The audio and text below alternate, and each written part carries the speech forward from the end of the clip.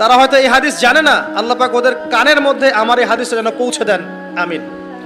নবী সাল্লাল্লাহু আলাইহি ওয়াসাল্লাম বলেছেন, আমি মেরাজের রাতে যখন গিয়েছি তখন এক শ্রেণীর মানুষকে দেখেছি, ওদেরকে শাস্তি দেয়া হচ্ছে। কি শাস্তি?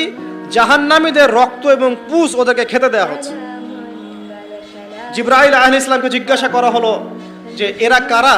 তিনি বললেন, এরা আপনার উম্মতের সেই সব ব্যক্তি যারা মাদকদ্রব্য সেবন করত।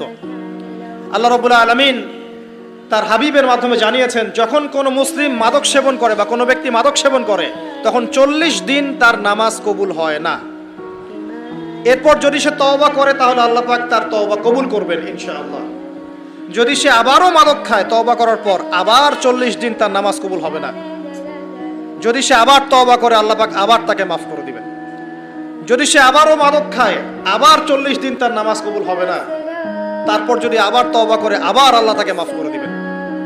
এরপরেও যদি সে আবার মাদক দ্রব্য সেবন করে, নবী সাল্লাল্লাহু আলাইহি ওয়াসাল্লাম বলছেন তাকে আল্লাহ রাব্বুল আলামিন পরকালে মৃত্যুর পরে তিনাতুল খাবাল পান করাবেন। তিনাতুল খাবাল। জিজ্ঞাসা করা হল, ইয়া রাসূলুল্লাহ, তিনাতুল খাবাল কি জিনিস?